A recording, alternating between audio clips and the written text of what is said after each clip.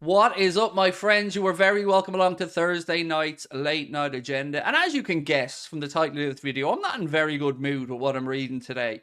I want to know, do you agree with those at Liverpool Football Club that believe we would be best served by not putting all our eggs in the £100 million Jude Bellingham shaped basket and going for Mason Mount and somebody else? Or are you with me in believing that this is just more excuse making from certain people at the football club and that it simply won't fly? I'm going to go through it all tonight. I'm going to go through the Mason Mount story, the Bellingham story, a couple of other bits and pieces along the way. We'll have a little look back over last night's result, of course.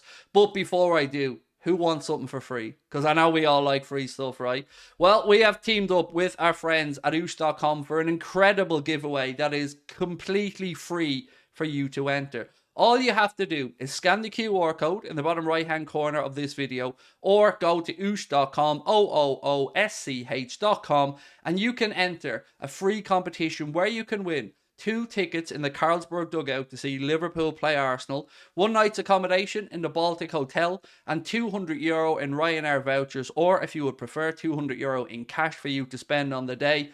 And that is all completely free to enter with thanks to our sponsors, oosh.com. Do check out the description in the link of this video or scan that QR code and you can enter entirely free. There's a week left in the competition, so have at it. It is, it's just another give back that we like to try and do here on Anfield Agenda to thank you for your continued support. If you'd like to enter any of the other Oosh draws when you're on the site, you can use our referral code AA10 to get yourself 10% off any of the draws.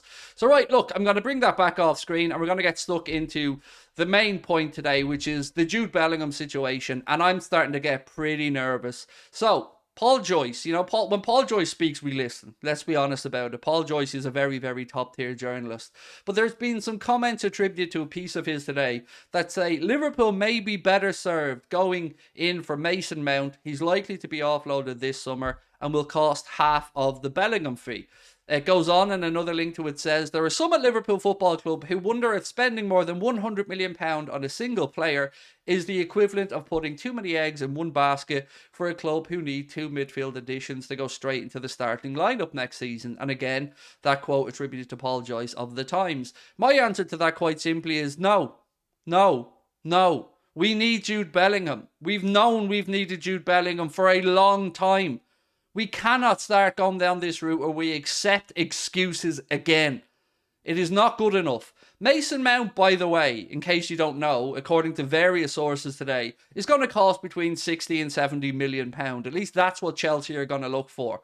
So I don't know about you good folks, but there's no world that exists where I think spending 60 or 70 million pounds on Mason Mount, who's out of contract in 1 year's time, is better business than spending that extra few quid, that extra 30 million or so to get Jude Bellingham. I don't know who's starting to sneak out this little bit of tomfoolery coming out of the football club, but it isn't good enough.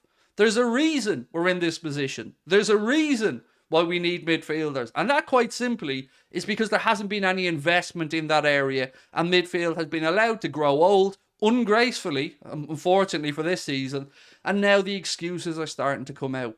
All along, I've told everybody who would listen that I am very, very, very, very confident that if it comes down to a decision of which football club to join, with the caveat that FSG pay the money, Jude Bellingham comes to Liverpool. And I stand over every single word I've said.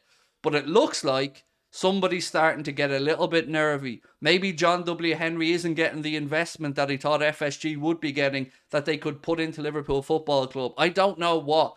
But I don't want excuses. Excuses are not good enough. There's a huge reason why everybody wants Jude Bellingham and why nobody else is really going to be willing to spend that much money on Mason Mount. And that's because Jude Bellingham is an infinitely better footballer than Mason Mount.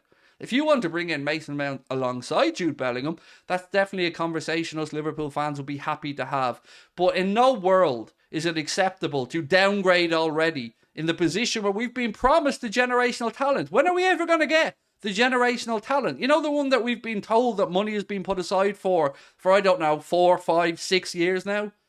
So stop making excuses around Bellingham. You still have a chance to get this deal done. You still have a chance, even after Madrid embarrassing us 6-2 over 2 legs. There's still a chance to get that dude into our midfield, and he will be a difference maker. Because right now, I'm looking around Liverpool Football Club squad and I'm wondering who the hell the leaders are.